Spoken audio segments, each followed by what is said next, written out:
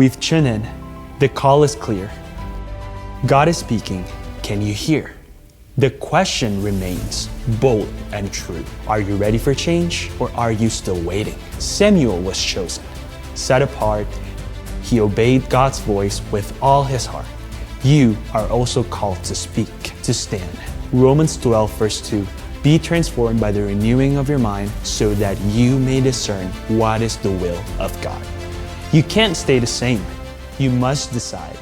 Will you step forward or running away? This is the moment, no time to delay. Will you get changed?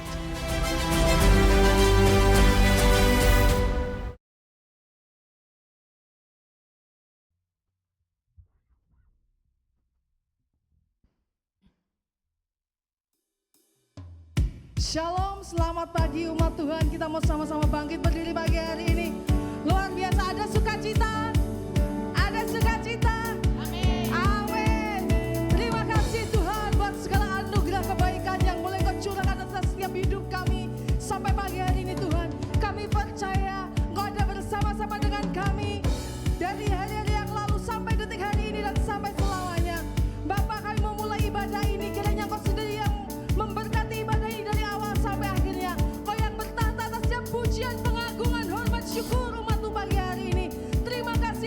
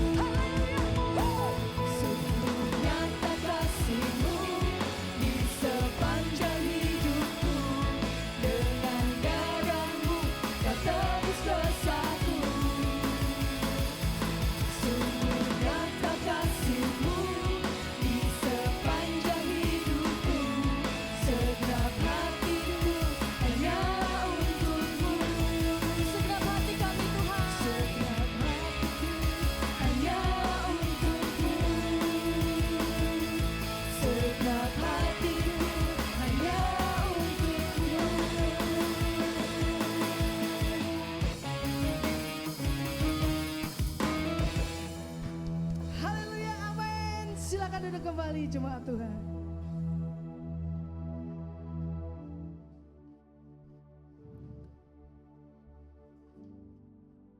Saudara ada di tempat ini, semua karena kasih karunia Tuhan. Pekerjaan, sekolah, keluarga, pelayanan, gereja, sahabat. Semua karena Tuhan. Kita bukan siapa-siapa tanpa Tuhan, saudara. Pagi hari ini, kita mau datang ke hadapan Tuhan lebih lagi. Kita mau menyembah Dia, kita mau bermazmur, kita mau mengucap syukur, membawa hati kita, membawa hidup kita dengan hati yang penuh cinta kepada Tuhan.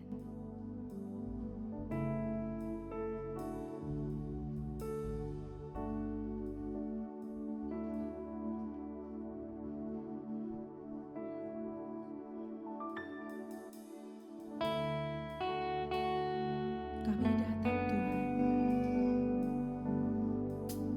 dengan hati yang penuh dengan ucapan syukur.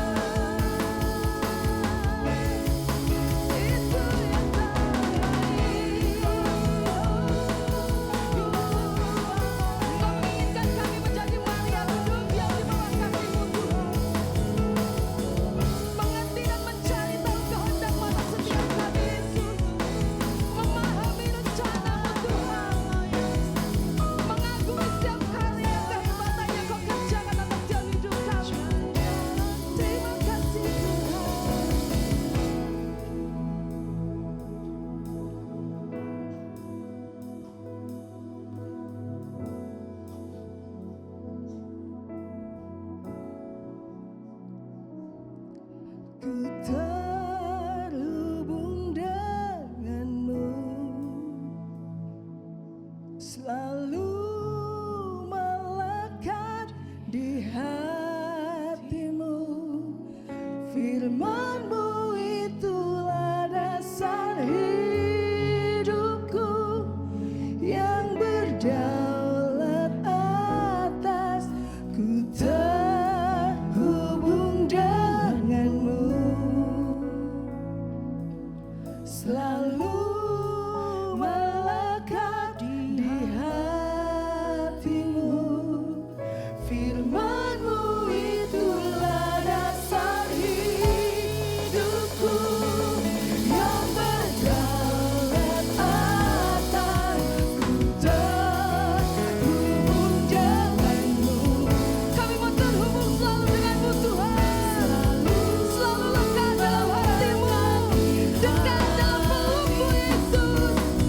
Firman-Mu itulah dasar hidupku. Nyatakan, ku mau terhubung atas. Ku terhubung denganmu, denganmu Tuhanku, selalu melekat di hatimu.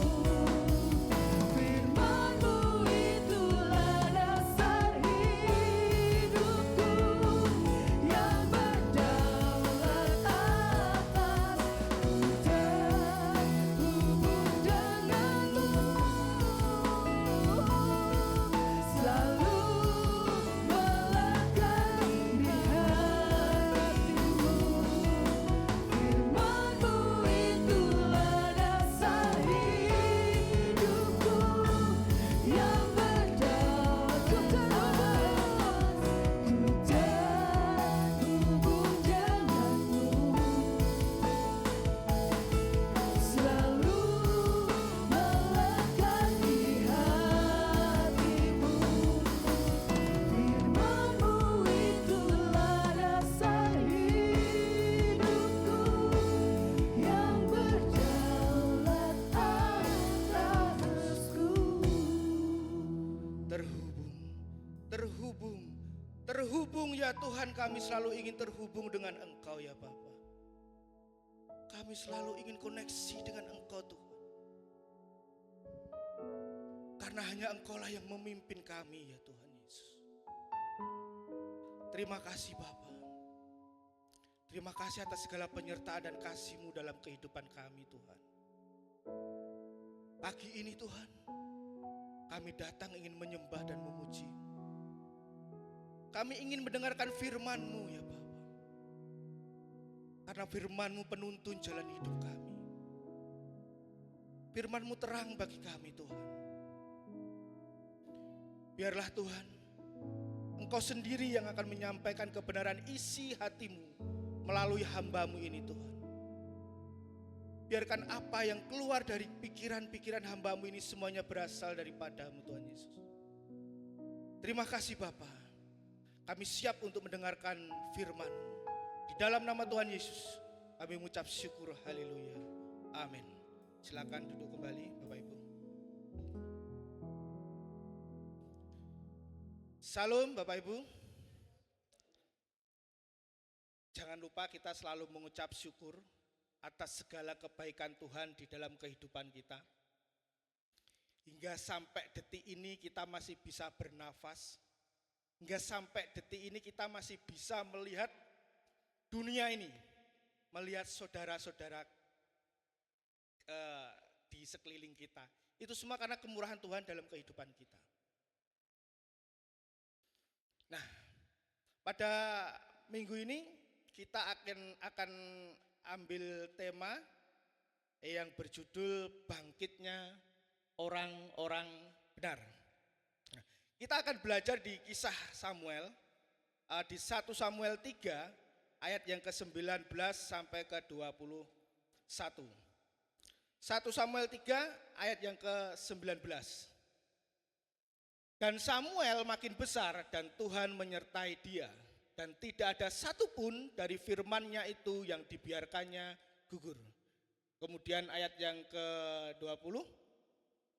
Maka taulah seluruh Israel dari Dan sampai Berseba bahwa kepada Samuel telah dipercayakan jabatan Nabi Tuhan. Kemudian ayat yang ke-21, dan Tuhan selanjutnya menampakkan diri di Silo, sebab ia menyatakan diri di Silo kepada Samuel dengan perantaraan firman-Nya. Nah, Bapak Ibu Saudara, kunci dari khotbah hari ini adalah pertumbuhan. Di mana pertumbuhan merupakan salah satu bagian terpenting dari panggilan. Samuel perlu bertumbuh dan dipakai oleh Tuhan. Dan perlu dilihat oleh banyak orang, itu karena adanya kuasa dari Maha Tinggi yang menyertai Samuel. Nah, inilah adalah waktu orang-orang benar bangkit dan menjadi terang. Next. Bisa ditampilkan. Nah, ini kita akan melihat story penyelam. Pernahkah Bapak Ibu menyelam? Pernah. Mungkin kalau berenang sudah pernah ya. Tapi kalau menyelam saya sendiri juga belum pernah mengalami menyelam. Tapi kalau berenang mungkin sering kali kita berenang ya. Nah, menyelam ini adalah salah satu olahraga yang mempunyai tingkat kesulitan yang tinggi. Untuk menyelam itu perlu persiapan yang ekstra. Adanya baju yang khusus, juga adanya tabung oksigen juga. Bukan hanya itu saja. Menyelam juga membutuhkan fisik yang baik dan prima. Begitu juga dengan paru-paru yang kuat. Bukan hanya itu saja juga, penyelam juga harus memiliki kemampuan yang rata-rata untuk bisa berenang. Banyak sekali yang dibutuhkan untuk penyelam. Dia juga harus menjadi seorang periset yang baik dalam hal untuk membaca arah mata angin dan arus di bawah air. Dan penyelam juga harus mempunyai daya ingat yang baik untuk mengingat peta dan lokasi. Dan penyelam juga harus mempelajari bahasa isyarat untuk bisa berkomunikasi di dalam air. Nah, kelihatannya sangat sulit sekali Bapak Ibu semua. Tapi tentu saja semua kemampuan ini tidak dipelajari dalam satu malam. Ada proses yang bisa dilakukan secara bertahap. Sehingga semua kemampuan ini bisa dilakukan dengan baik. Nah, sama seperti yang akan kita bahas hari ini dari seorang Samuel. Bahwa Allah berada di balik orang-orang benar dan membawa orang benar bangkit dan bersinar. Samuel kecil bertumbuh menjadi seorang yang benar dan hidup berdampingan dengan Allah.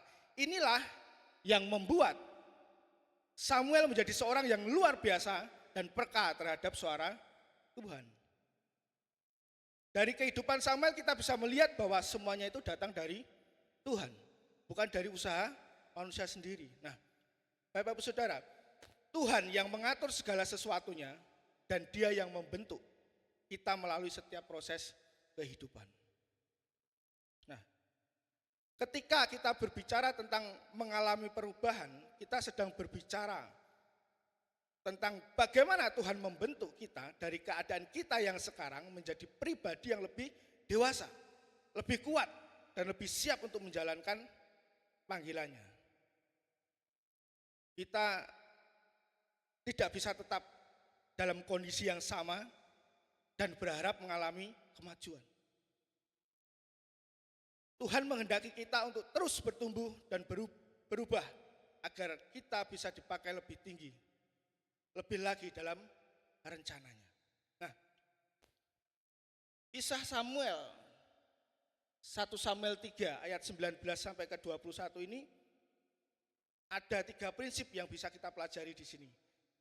Yang pertama adalah pertumbuhan adalah kunci panggilan. Nah, pertumbuhan adalah tanda bahwa seseorang sedang berjalan di dalam kehendak Tuhan. Tidak ada panggilan tanpa pertumbuhan. Dan tidak ada pertumbuhan tanpa proses. Ketika Alkitab mengatakan bahwa Samuel bertumbuh, itu bukan hanya bertumbuh secara fisik saja, tetapi juga bertumbuh secara rohani, secara emosional, dan juga secara karakter. Nah, proses pertumbuhan selalu melibatkan tantangan, sama seperti seorang atlet yang harus berlatih keras untuk meningkatkan kemampuannya. Begitu juga kita harus bersedia melalui ujian dan disiplin rohani agar kita semakin dewasa dalam iman.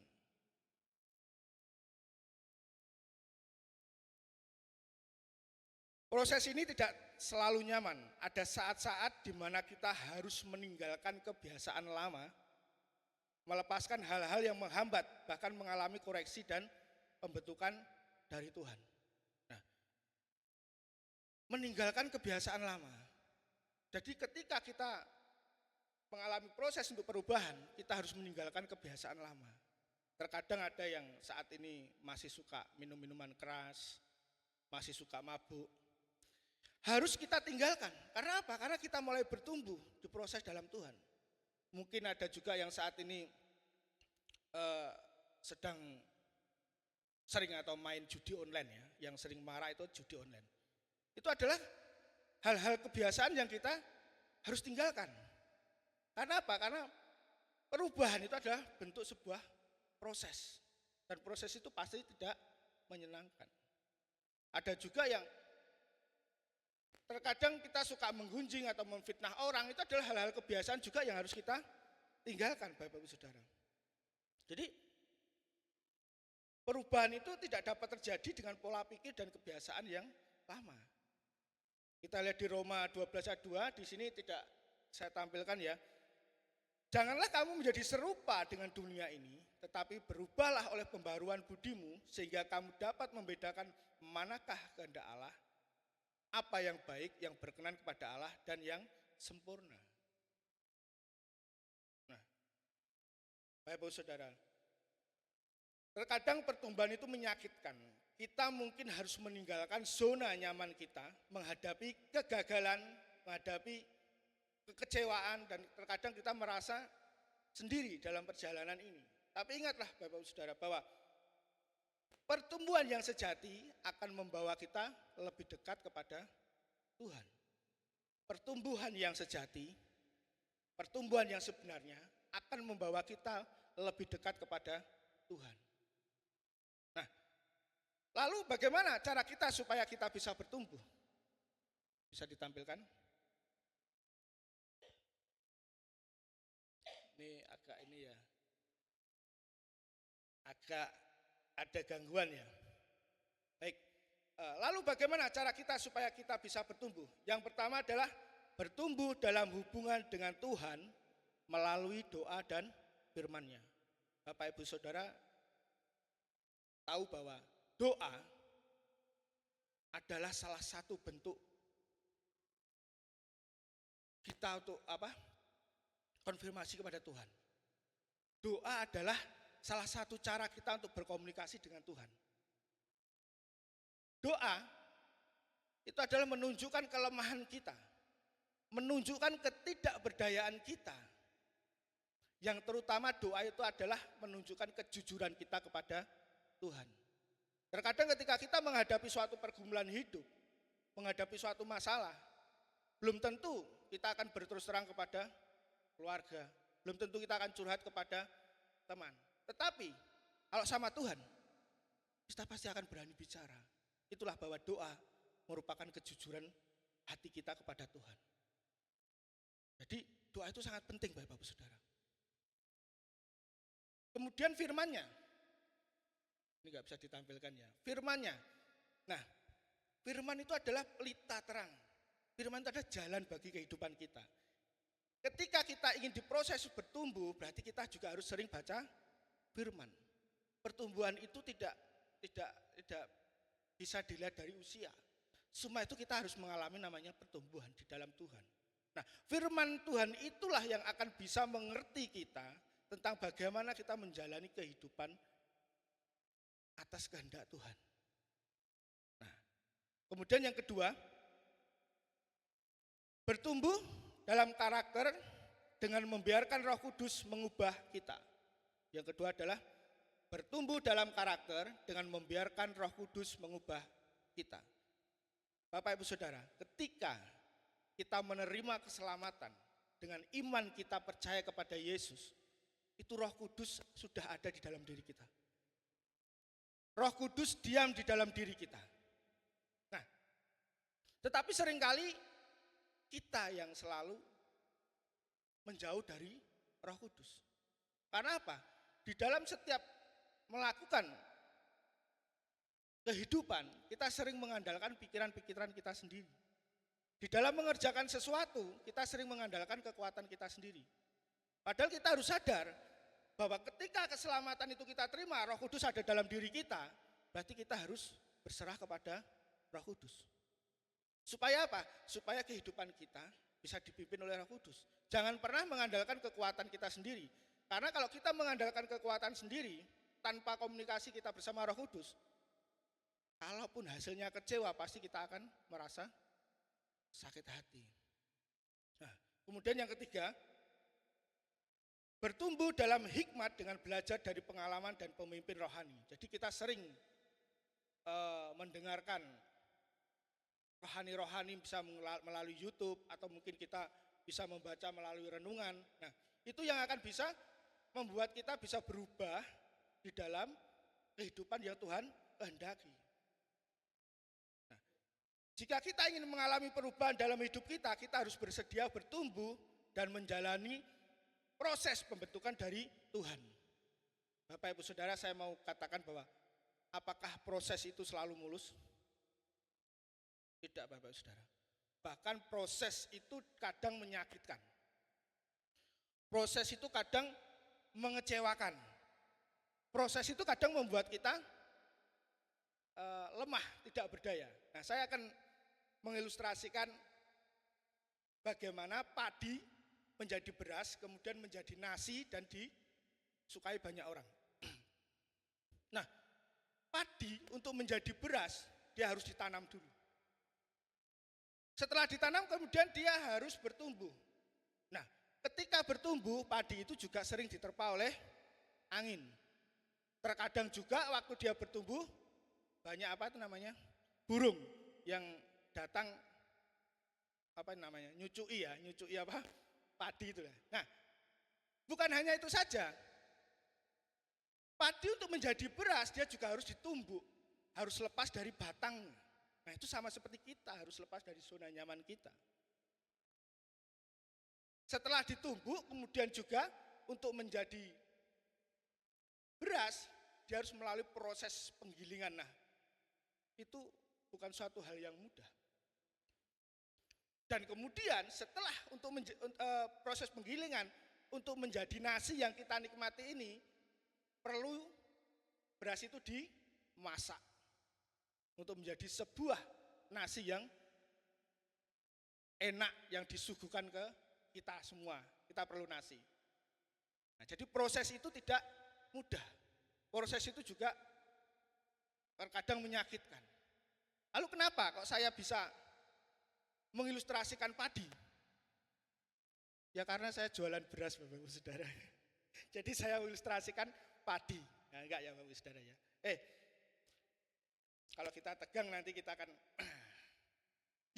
Yang kedua adalah perubahan sejati pasti terlihat. Kita lihat di 1 Samuel 3 ayat yang ke-20.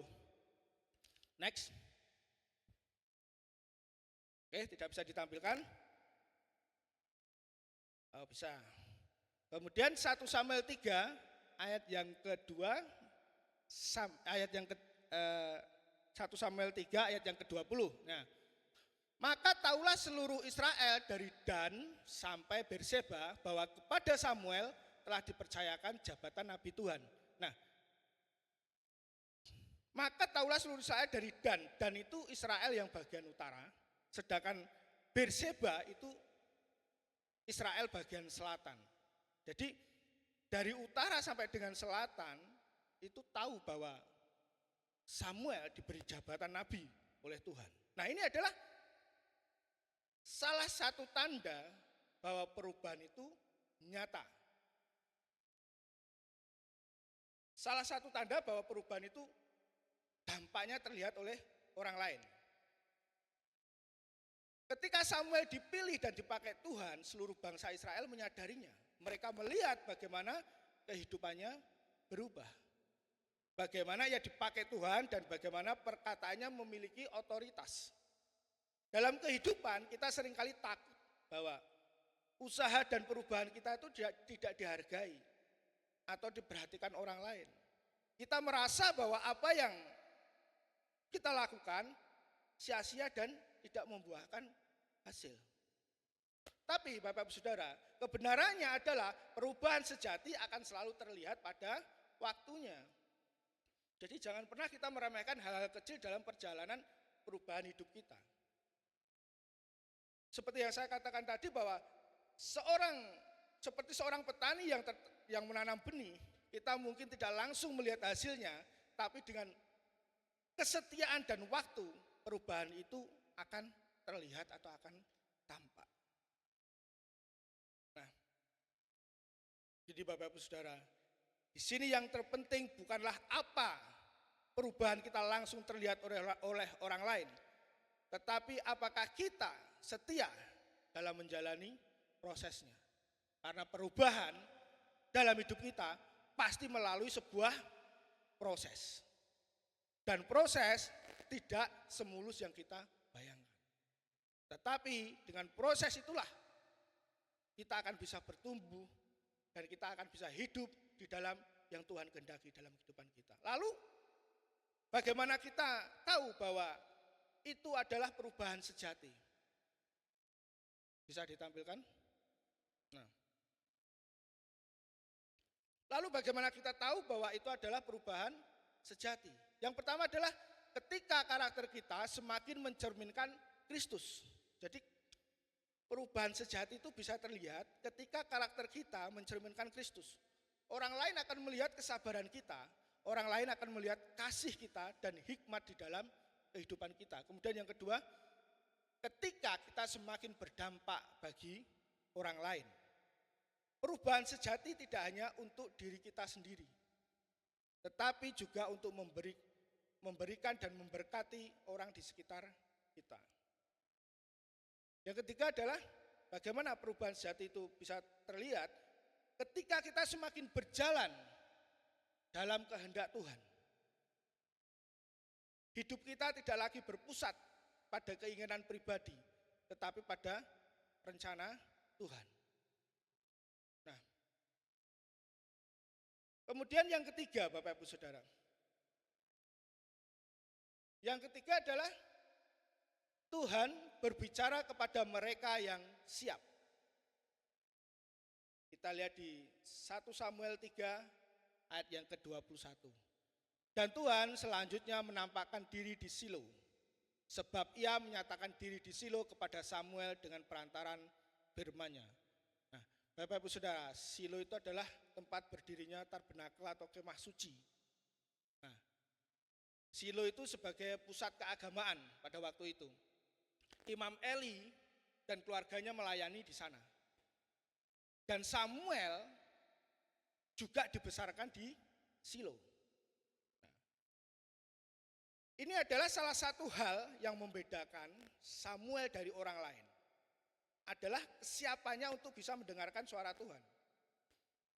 Tuhan tidak hanya berbicara kepada siapa saja, tetapi Tuhan berbicara kepada mereka yang siap mendengar, siap taat dan siap dipakai olehnya.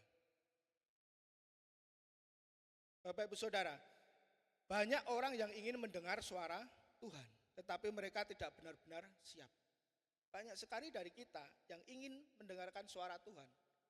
Bagaimana sih suara Tuhan, bagaimana suara Tuhan. Tapi mereka tidak benar-benar untuk siap mendengarkan. Mereka masih terikat dengan pemikiran-pemikiran sendiri, terlalu sibuk dengan rencana pribadi, atau kurang peka terhadap kehendak Tuhan. Bapak-Ibu Saudara, di sini Samuel berbeda. Ia membuka hatinya, ia mencari Tuhan, dan ia bersedia menjalani kehendak Tuhan tanpa syarat. Jadi Bapak Ibu Saudara, kita perlu bertanya kepada diri kita sendiri,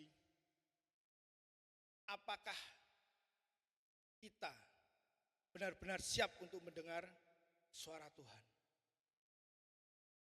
Nah, jadi kita perlu tanya pada diri kita sendiri, apakah benar kita ini sudah siap untuk mendengarkan suara Tuhan?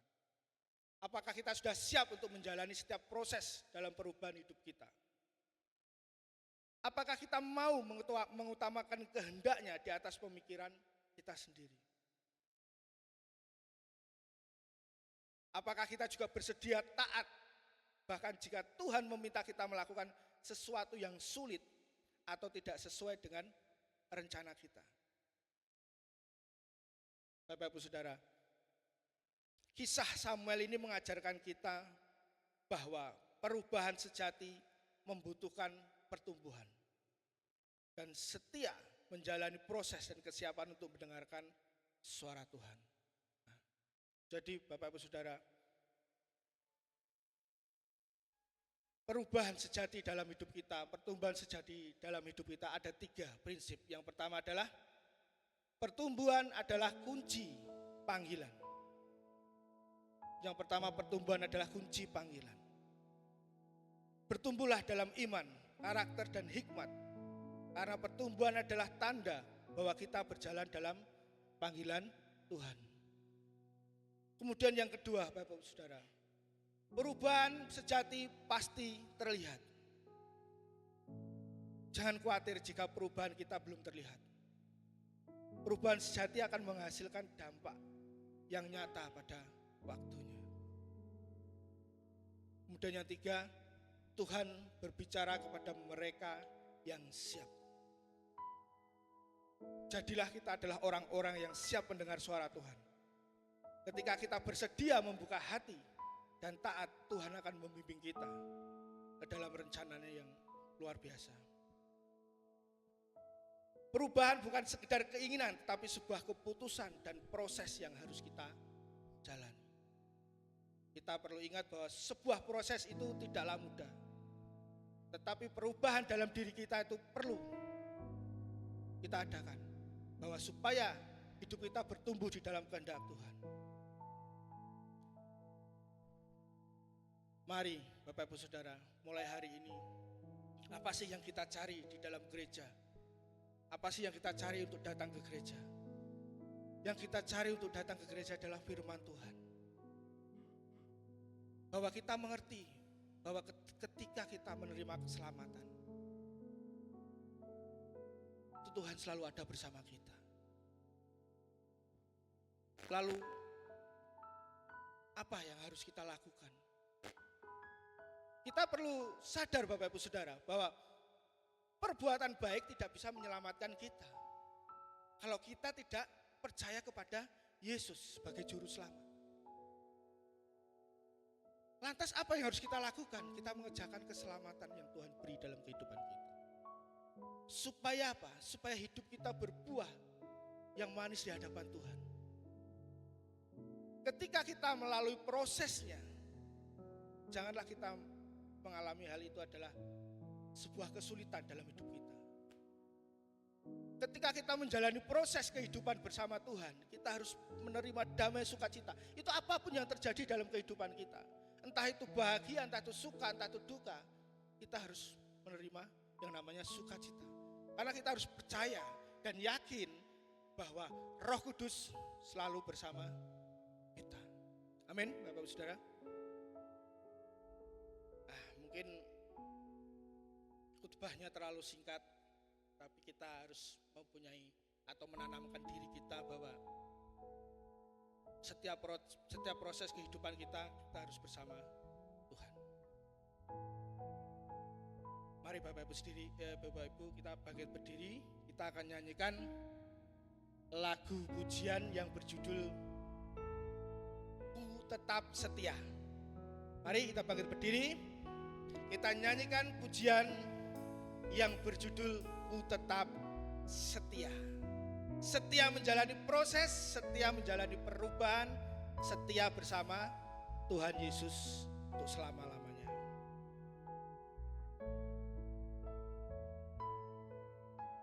seperti wanita mengurapimu, menangis di bawah kakimu. Demikian hidupku mau mengasihimu, Yesus, Engkau baik bagiku. Seperti wanita mengurapimu, menangis di bawah kakimu. Demikian hidupku mau mengasihimu, Yesus, Engkau baik bagiku. Sampai akhir ku menutup mata, ku tetap setia menanti janjimu. Sampai ku dapatkan mahkota kehidupanku, ku tetap setia melayanimu.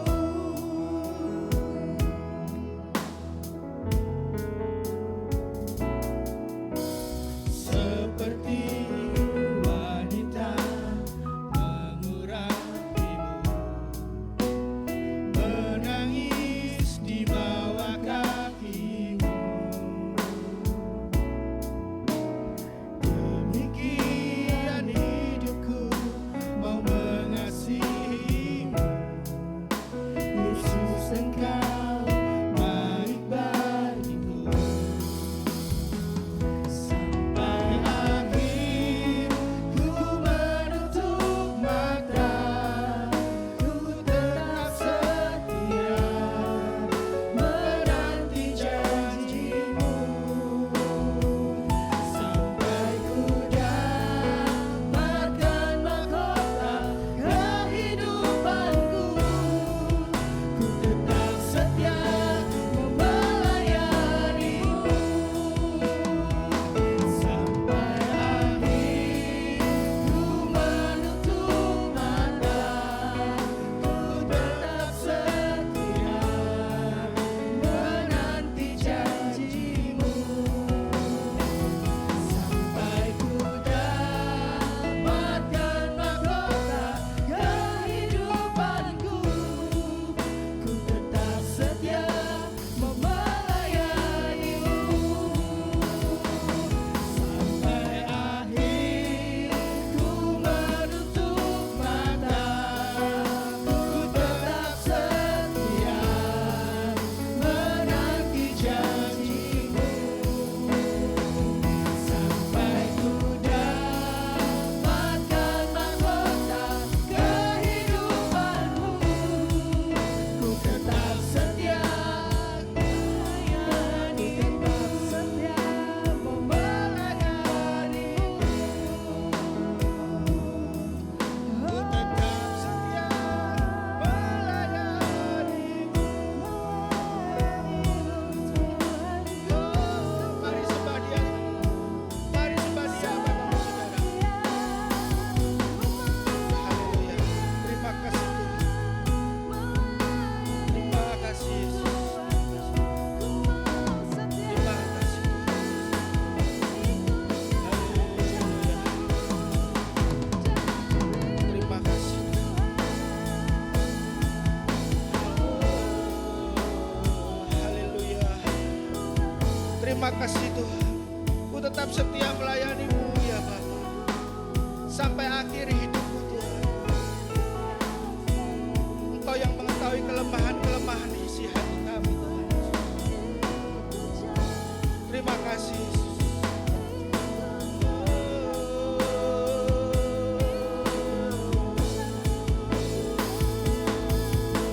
Yesus. Haleluya.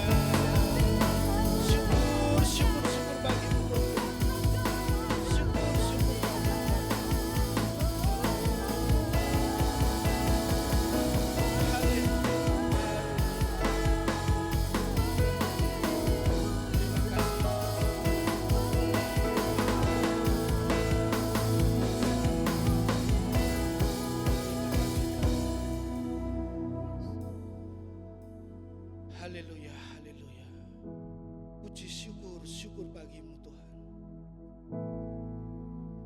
Terima kasih Tuhan.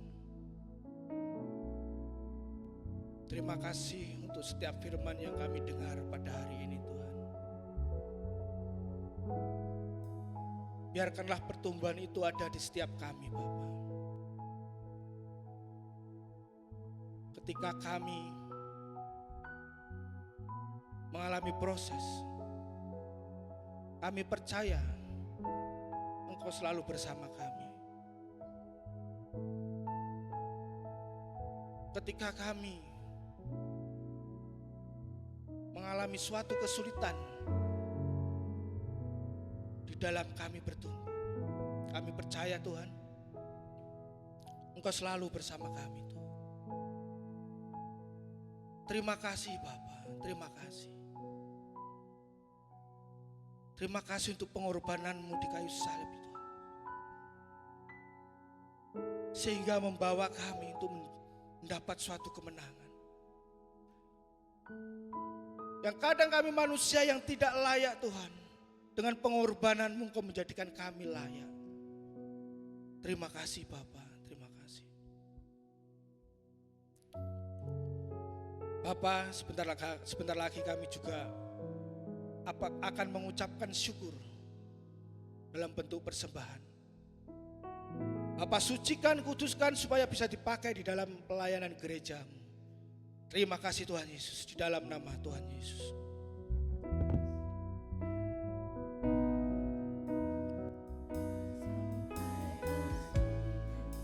Ku menutup mata, ku tetap setia menanti janji-Mu. Sampai ku dapatkan mahkota kehidupanku, ku tetap setia melayani-Mu. Sampai akhir ku menutup mata, ku tetap setia menanti janji-Mu. Sampai ku dapatkan mahkota kehidupanku, ku tetap setia melayani-Mu. Sampai akhir ku menutup mata, ku tetap setia menanti janji-Mu. Sampai ku dapatkan mahkota kehidupanku, ku tetap setia, ku tetap setia, ku tetap setia melayani-Mu. Terima kasih Tuhan, terima kasih. Bapa, inilah jemaat-Mu Tuhan Yesus. Kami percaya Tuhan, Engkau memberkati setiap keluarga jemaat-Mu Bapa. Engkau memberkati setiap pergumulan yang ada di dalam setiap jemaat-Mu Tuhan Yesus. Kami percaya Tuhan, tidak ada yang mustahil bagi-Mu Bapa. Bapa, kami juga berdoa untuk saudara kami yang saat ini sedang perjalanan pulang ke Purwodadi. Pastor Tri, Bu Hadasah, Bu Nining, Ibu Ella dan Bapak Adit yang saat ini sedang perjalanan ke Purwodadi Tuhan. Berkati perjalanan mereka, hindarkanlah mereka dari segala mara bahaya dan selamat sampai pulang ke Purwodadi Tuhan. Membawa damai sukacita yang berasal daripada-Mu Tuhan Yesus. Terima kasih Bapak, terima kasih. Terima kasih Tuhan Yesus. Terima kasih untuk setiap berkat-berkat-Mu yang Kau berikan kepada kami Tuhan. Biarkanlah kami selalu ada di dalam tangan kasih-Mu. Biarkanlah kami selalu ada di dalam tangan pemeliharaan-Mu ya Bapa. Terima kasih Tuhan Yesus. Kami mengangkat kedua belah tangan kami. Dicurahkan berkat kesentosaan, berkat kemurahan, berkat kesehatan dari Allah Bapa yang Maha Tinggi, di dalam Putranya yang tunggal Yesus Kristus, dan di dalam persekutuan yang manis bersama Roh Kudus, mulai hari ini sampai Yesus datang yang kedua kali. bahkan untuk sampai selama-lamanya. Di dalam nama Tuhan Yesus, semua yang percaya bersama katakan amin. Salam, selamat beribadah, selamat hari Minggu. Tuhan Yesus memberkati.